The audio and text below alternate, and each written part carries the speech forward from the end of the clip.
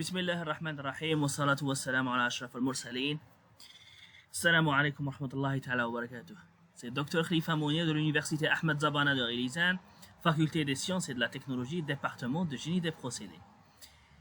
Aujourd'hui, devant vous, pour parler d'un cours important du master, qui est fondement de la modélisation en génie des procédés, étudié dans le semestre numéro 3 du master génie chimique.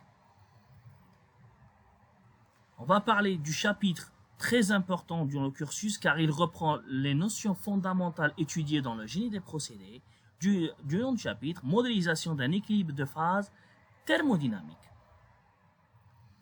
On commence d'abord par quelques définitions générales. Donc une phase, c'est un système homogène en composition et en propriétés physiques. À l'équilibre, il n'y a aucun transfert net d'énergie ou de matière entre les phases. Le potentiel chimique égal entre les phases à l'équilibre. Et enfin, un système multiphasique est à l'équilibre thermodynamique lorsqu'aucune force motrice ne pousse à un changement d'état. L'équilibre thermodynamique, justement, un des points appréciés par le système, donc est dit si et uniquement si les trois équilibres sont atteints simultanément. Donc l'équilibre thermique, l'équilibre mécanique et enfin l'équilibre chimique. L'équilibre thermique, on parle d'un équilibre thermique si toutes les phases du système sont à une température unique, c'est-à-dire qu'on a absence de transfert net de chaleur entre les phases. L'équilibre mécanique est atteint si toutes les phases sont à la même pression, indiquant une absence de travail mécanique effectué entre les phases. Concernant l'équilibre chimique, on va le voir plus en détail. Donc l'équilibre chimique, le potentiel chimique mu d'une espèce chimique est l'énergie libre molaire partielle. Il indique comment l'énergie libre du système évolue lorsqu'on ajoute une petite quantité de cette espèce. Autrement dit, le potentiel chimique mesure la tendance d'une espèce à se déplacer. Afin d'expliquer ce système, on va reprendre un des classiques de la mécanique des fluides, à savoir le tube en U. Donc la première figure d'abord, c'est à t égale à 0, on a un tube en U rempli d'un certain liquide, donc on a un côté A et un côté B du tube. Là, on voit bien que le côté A est supérieur par une hauteur de H0 par rapport à B. Naturellement, après un certain temps passé, un temps supérieur à 0, le côté A diminué et le côté B a augmenté, augmentant d'une hauteur de H. On a tenu un certain temps qu'on appelle le temps d'équilibre justement, une fois l'équilibre est atteint, on atteint la figure numéro 2 où on constate que le niveau A et le niveau B sont égaux. Dans la figure numéro A, le potentiel chimique justement est supérieur de A est supérieur au potentiel chimique de B. Pourquoi? Parce que le potentiel chimique d'une espèce évolue vers le côté où il y a le potentiel le plus faible. Donc dans la deuxième figure, on a atteint un équilibre des potentiels, indiquant un équilibre thermodynamique. Donc, en général, à l'équilibre entre deux phases, le potentiel chimique est égal dans chaque phase. Donc, si on a une phase liquide et une phase vapeur, donc le potentiel de la phase liquide est égal au potentiel de la phase vapeur si on a un équilibre biphasique. En diffusion, une espèce migre du fort potentiel chimique vers le plus faible potentiel chimique, le cas qu'on a vu par exemple dans la figure de la mécanique des fluides. En réaction chimique, donc le général de la réaction chimique, une réaction évolue dans le sens où le potentiel chimique des réactifs diminue. Donc vers le sens où on a le moins de potentiel chimique vu que le système évolue vers le moins d'énergie possible. Donc, exemple d'utilisation de l'équilibre polyphasique dans le génie des procédés en général.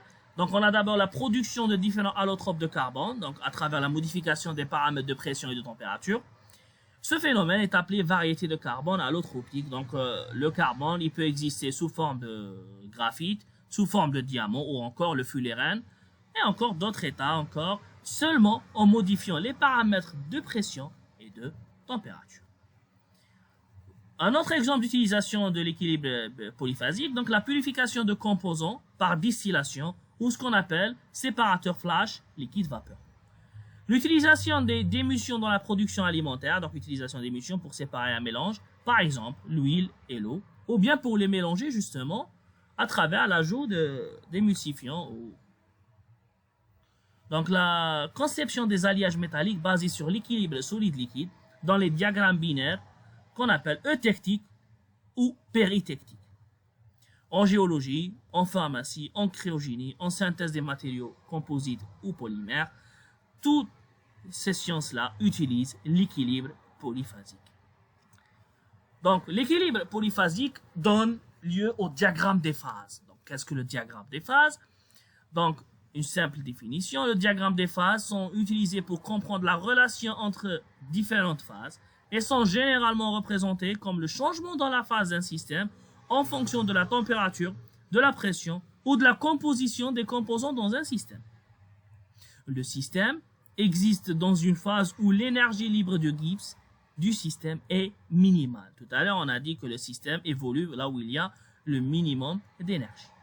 À l'équilibre, la température, la pression et le potentiel chimique des molécules à composants constitutifs dans le système doivent être identiques pendant toutes les phases. Donc, le premier diagramme connu du diagramme des phases, c'est le diagramme pression-température, souvent applicable aux substances pures, exemple H2O, CO2, NH2, etc. Il montre les domaines d'existence des phases, solides, liquides et gaz.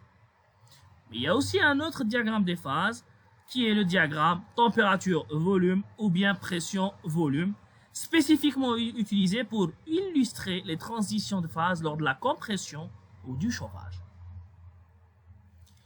Donc, on va prendre un exemple le diagramme des phases de l'eau afin d'expliquer à peu près ce qu'il y a. Donc, l'axe des Y, c'est la pression et l'axe des X, c'est la température. On constate que à basse température, évidemment, le corps est dans un état solide. Au milieu, c'est liquide. Et pour une température élevée, on a une vapeur ou un gaz. Donc, le passage du solide vers le gaz est dit sublimation. Solide vers liquide est dit fusion, ou dans le sens inverse, c'est la solidification. Liquide vers le gaz, c'est la vaporisation, ou dans le sens inverse, on parle de liquéfaction. On constate qu'on a deux points importants ici. Donc, le premier point, c'est le point triple. Donc, c'est là où les trois phases, donc solide, liquide et gaz, coexistent simultanément. Le deuxième point important, c'est ce qu'on appelle le point critique avec des coordonnées, pression critique et bien sûr température critique. Donc concernant l'eau, la pression critique est aux alentours de 220 bars et pour la température, c'est aux alentours de un peu inférieur à 650 Kelvin. Donc, au-delà, pour des températures au-delà de la température critique et une pression supérieure à la pression critique, on a la zone supercritique où existe le flux supercritique. Donc, cette zone supercritique, justement, l'état de l'eau est dans un état supercritique. On parle alors d'un flux supercritique défini comme une substance portée à une température et une pression supérieure à ces conditions critiques, appelée température critique TC, la pression critique, PC, en plus du volume critique et masse volumique critique, dite VC et ρC. Dans cette zone, le fluide n'existe ni sous forme liquide, ni gazeuse classique, mais adopte un état intermédiaire présentant à la fois les propriétés du gaz et du liquide. Autrement dit, il garde les avantages du liquide tout en s'appropriant les qualités du gaz. Donc les caractéristiques principales du fluide supercritique, une densité élevée proche d'un liquide favorisant la solubilité de nombreux composés. Une faible viscosité, une forte diffusivité proche de celle d'un gaz, ce qui le favorise à la pénétration dans les matériaux poreux. Il a une compressibilité élevée, donc ses propriétés peuvent être facilement ajustées par de légères variations de température ou de pression. Et enfin, on a une absence de tension de surface, ce qui lui permet de facilement traverser les interfaces solides.